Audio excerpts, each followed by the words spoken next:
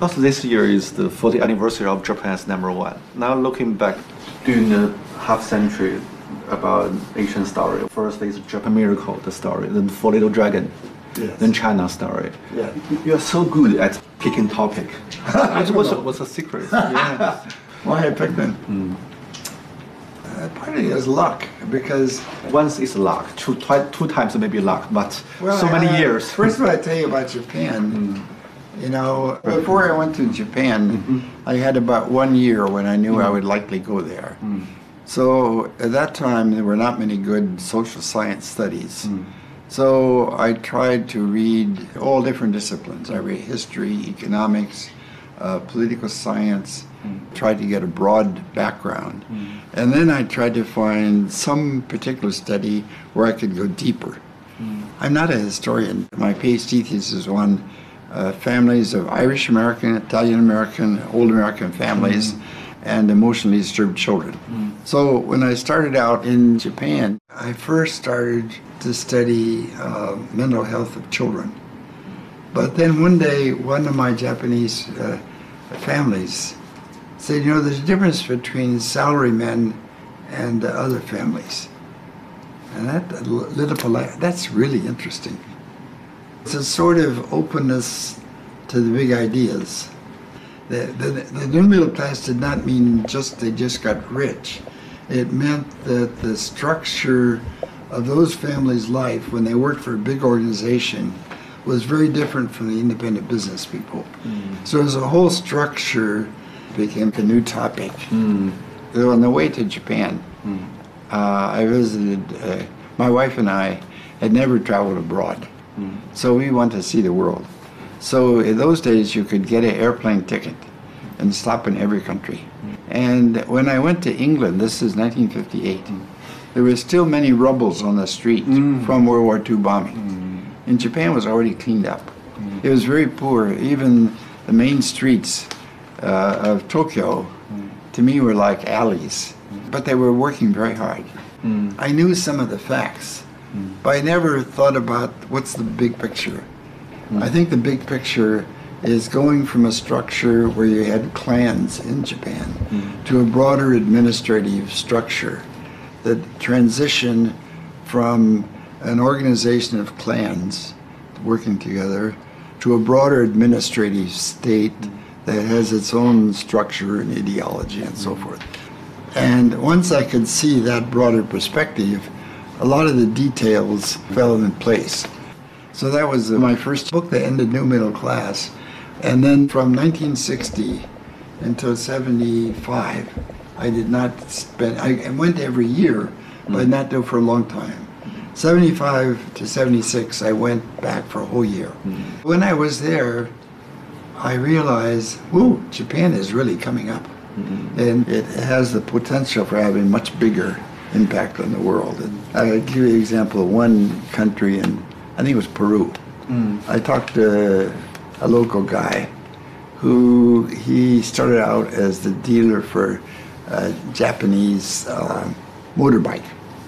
He was so amazed at how rational the Japanese were, how hard they worked, and how they maintained quality, that he learned how to do modern quality, and he influenced some other people.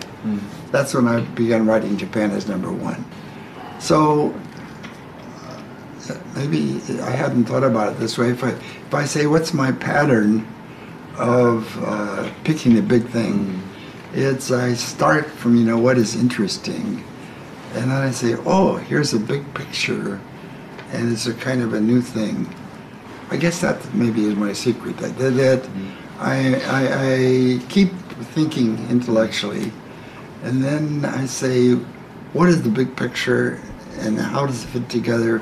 What's really important is happening, and I suddenly hit on that, and that I think the big books I wrote, Japan is #1, and Dung really came from that. Yeah. I'm so curious how to keep your, energy, keep your ambition. Still try to engage something big. So, what's the motivation? Well, I'm not very happy in the United States what happened to political science and sociology. In the last 20, 30 years, they want to be scientific. And they can use new quantitative measures. Get a sample of 5,000 and this is correlated to this. But from my point of view, they don't do enough to see what is the context and what is the social background, what is the history. So the kind of research that I like, where you really get to know people and see historical context and see broad context, is not so popular. The other thing is universities now have become too bureaucratic. We have so many problems with females, how you handle females, and how you handle blacks and transgender. So the dean, instead of thinking just scholarly, spends so much time worrying about social issues, which are important, but from trying to build intellectual vitality.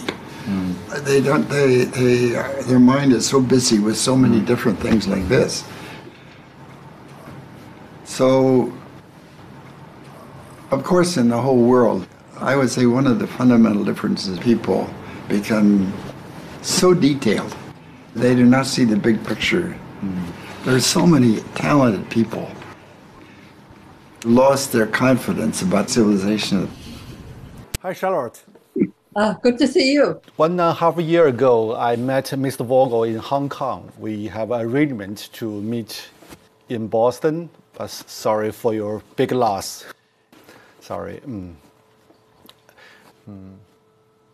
Yeah, Mr. Vogel, he told me in Hong Kong, Charlotte is so smart. He said lots of good words about you. I'm curious because we talk about Mr. Vogel's books, thoughts. He was so energetic. From your perspective, what propelled him to do so much? Well, I think it's very interesting what happened. He was, according to him, I wasn't there, but he achieved very well. He went through high school in 3 years. He went through college in 3 years. He took courses during the summer. I mean, he had his master's degree, I think, at 20, something like that. But he didn't have to kill himself. He was a good scholar. It was relatively easy. He could lead a fuller life. And I think what might have kind of kicked him into high gear was when he came back from Japan, he had a job offer from Columbia. And so he and his wife decided sell the house and, think about moving to New York. So he came up to Harvard, so went through the process of selling the house and dropped in on one of his former professors, John Pelzel. And they chatted. And it turned out that Harvard and actually several other major universities around the country had just been given the mission to develop a whole new generation of China scholars. We had just gone through the McCarthy period of purging. Purging is probably too strong a word, but casting suspicion on a lot of older scholars who had studied China. Maybe they were communist leaning. And so once that was over, there was a decision made to start generating a whole new cohort of scholars to study China. And Pelzel said to Ezra, would you like to do China? Ezra had never taken a China course, didn't speak Chinese. Chinese is nothing like Japanese. I mean, a lot of Americans think, you just go from one to the other. I mean, as you know, they are totally different. And Ezra said, wow, China. He said he might be interested. So Pelzel got on the phone, called Fairbank and said, Ezra might be interested in this. This is all happening in the space of a long weekend. So Fairbank came over. He thought Ezra was a good candidate, and Ezra had to explain, actually, I have to tell Columbia by the end of this weekend whether or not I'm going to accept that job. So they said, okay, you can have the Harvard job. And I think that was when he really started to feel burdened, that he was going to have to really work like mad to justify that appointment. I mean, he was so glad to have the opportunity to be involved in a great change. And he was panicked about having to appear as a China expert on the basis of a 3-year fellowship out of the blue. You know, it was this constant need to prove himself worthy of that trust that kept him going. I mean, we knew he was a workaholic. Who doesn't know that? He was just very, very conscientious. From a spouse and kids' point of view, more conscientious than we would have liked. And this was shortly after Ezra had died. And all kinds of people were saying, you know, how much Ezra meant to him. I mean, professional people, former students, people who had been fellows at Harvard, this kind of thing, who had just met him. And so I asked the kids, how do you feel when you hear all of these people praising your father? And I didn't even give them a chance to answer. I said, I'll tell you how I feel. I feel annoyed. And they burst out laughing because they felt exactly the same way. Why is he giving all of these people all of this time when we feel he's giving them our time?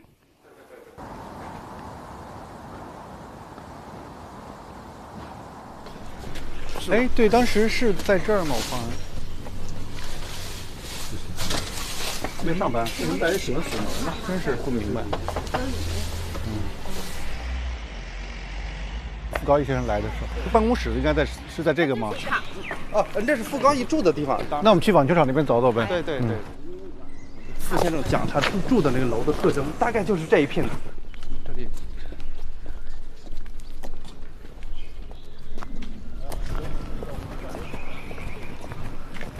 他那房子已经拆了是吧？等于是。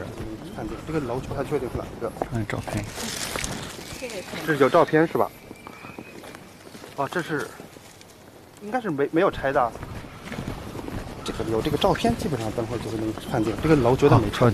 没拆啊？是不是就是这个？有可能是不是这个呀？真有可能，好像就是吧？感觉有点像。这个是有前面的门廊的吗？就是好像。So what's your first impression on Guangzhou? I mean, in 1980, you went to Guangzhou together. Yes, that was part of a Harvard alumni tour, which, believe it or not, was doubling as our honeymoon.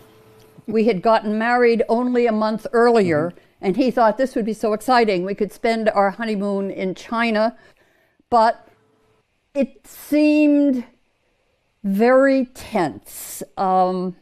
We just felt that people were very nervous around foreigners. I mean, we were Americans. We had only recently established diplomatic relations. So I just think, you know, nobody quite knew how friendly they should be.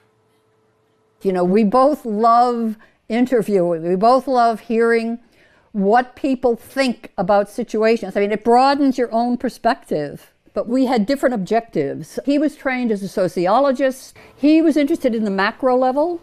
How were these major changes taking place? How was policy developed? This kind of thing. I'm an anthropologist. My primary data source is the ordinary person. What is their take on what's going on? And so in a way, we were able to integrate. He would, you know, in the evening, he could say, wow, I interviewed, you know, Vice Governor so-and-so or the head of Bureau so-and-so, and they said blah, blah, blah, blah. And then I'd say, oh, well, you know, I interviewed these 3 families, but people were very nervous. He was never a person who, you know, was celebrity conscious, but he began to realize that he had access that a lot of other scholars do not have. And he did want to use that to benefit everybody, not just the United States, but specifically to promote good relations between the US and China.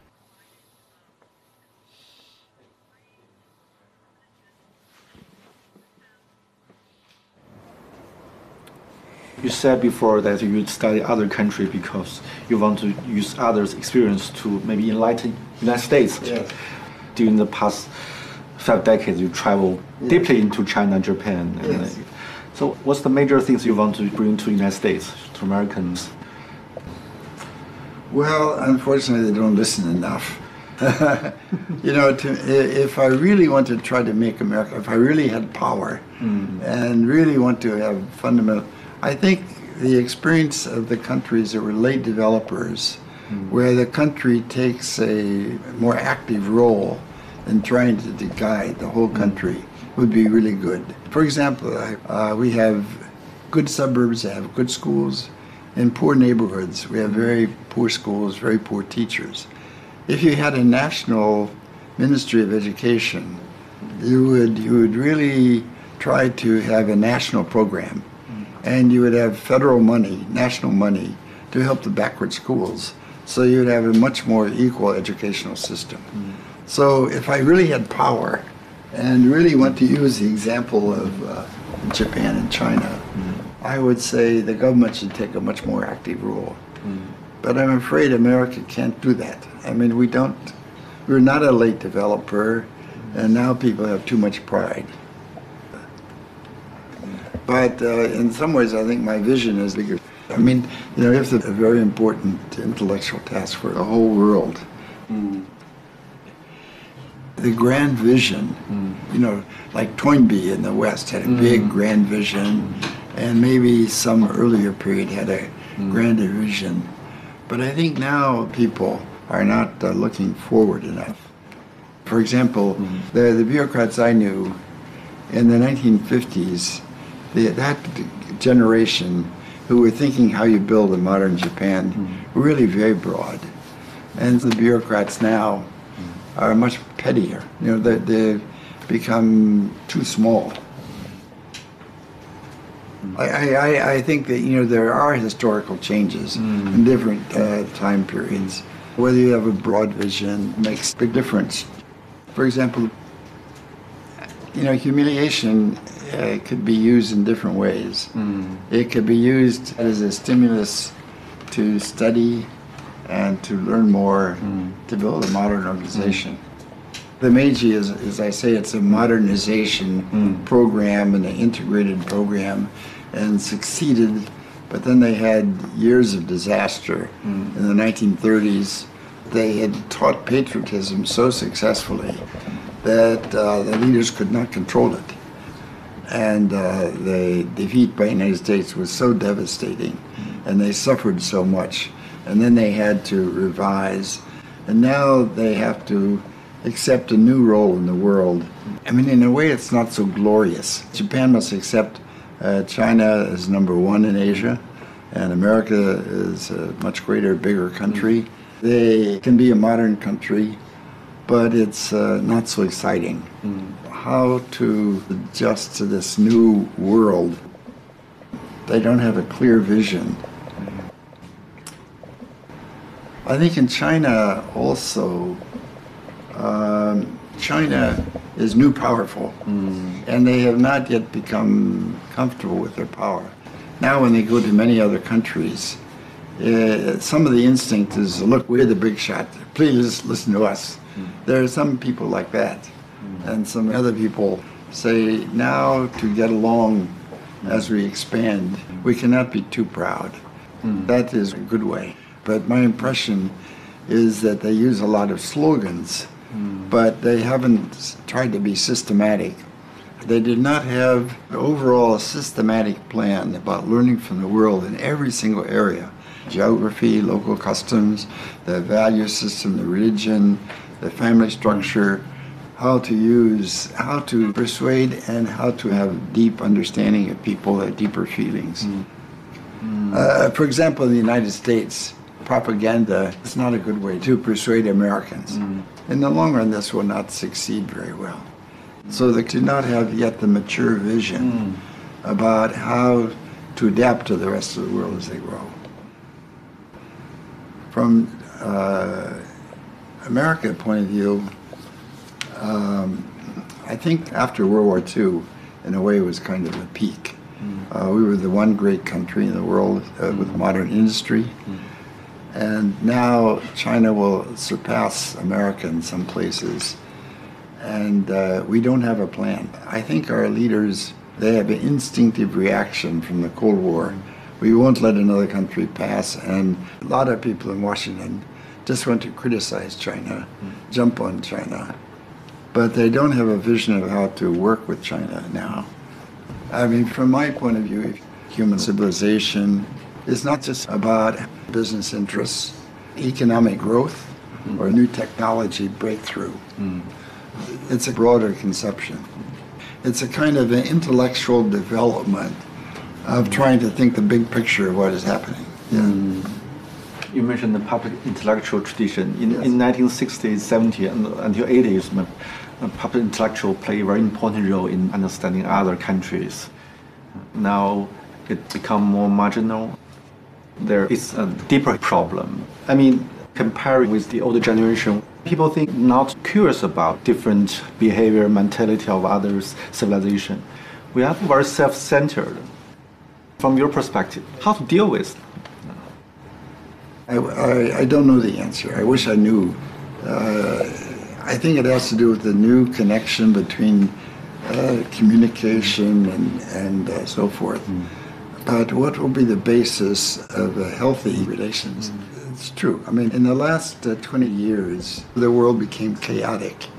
And out of the chaos, the people went off in different directions, so I don't know that answer. But I think what I can do, and maybe have some impact, I hope, is how to deal with China. And there's some things Americans may not like about what's going on in China, but you have to be realistic. After all, China is going to be strong, and there are a lot of good Chinese people you can work with. If John King Fairbank alive, what would he do? In a way, he did not have such a broad goal as I do.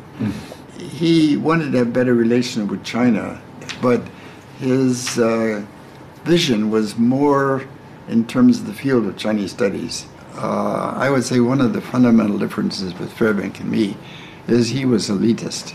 He was from higher class than I, and more. He went to Oxford and Rhodes Scholar and so forth. And I was more or 普通人.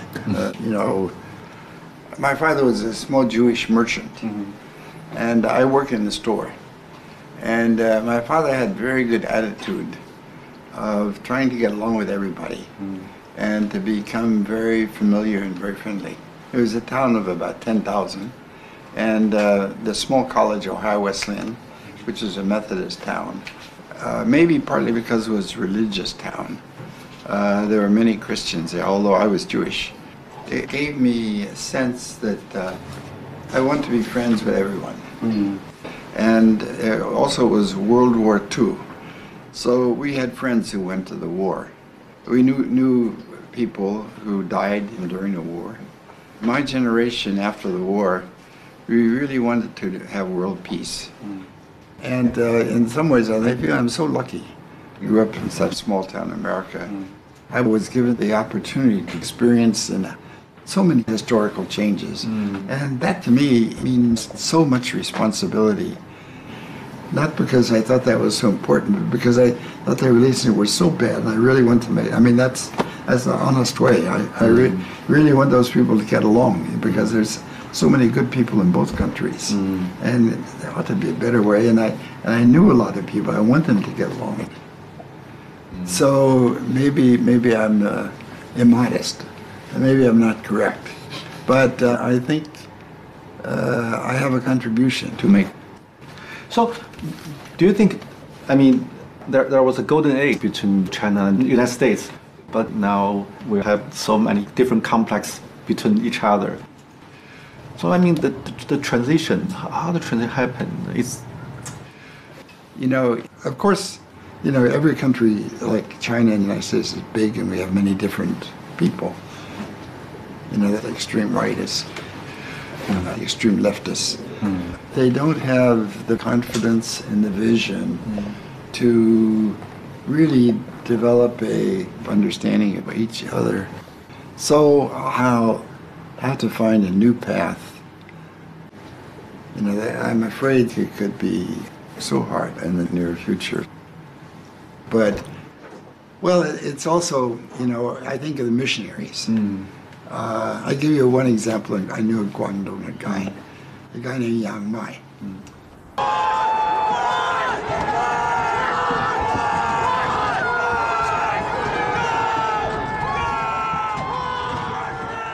Recently, I always think of Yang Mai.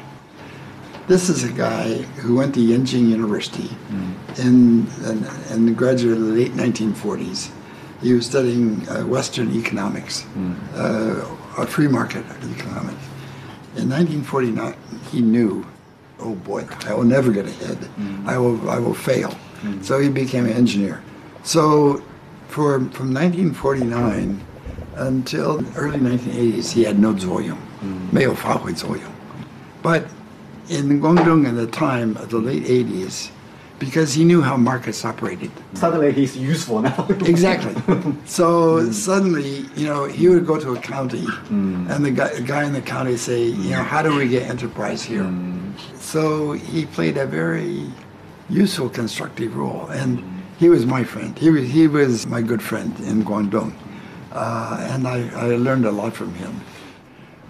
You know, in the whole world, there are so many talented people. Sometimes they have no chance, you know. It's sad, but they never. But sometimes some of those people have a chance later.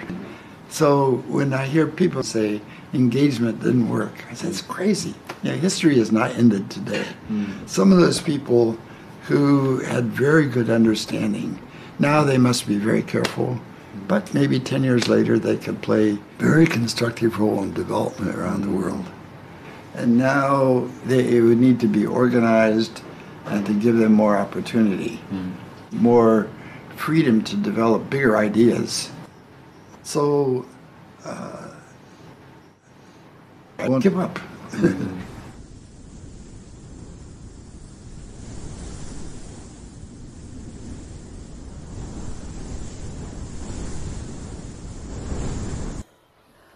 All right, you want to see where he worked. All right. Yeah, his working room. Here is the basement study. Pick that up. I'll put some lights on.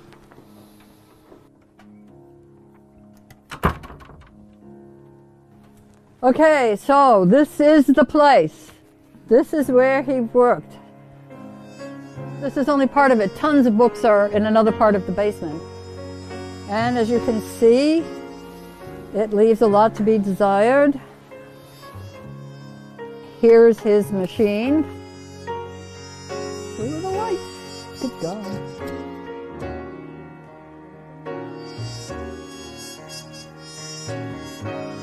I'm not sure I should tell you this, but he had the draft of the paper that he was preparing as part of a Harvard package that was to go to the next administration. Now that means Biden, but it could have been somebody. So he decided more recently that he wanted to work more on Chinese because he did feel an obligation. And he had a scheduled appointment with tutors on December 19th. But unfortunately, he died on December 20th. She called, she didn't understand why he hadn't answered. She just didn't think of that. Ezra passed away. All right, here we go. Well, these are supposed to work so that, you know, ideally he would sit here, he would look out, he would see this plant, and then he would be able to see the area there. He didn't really make much use of the view. Usually this was just kept closed.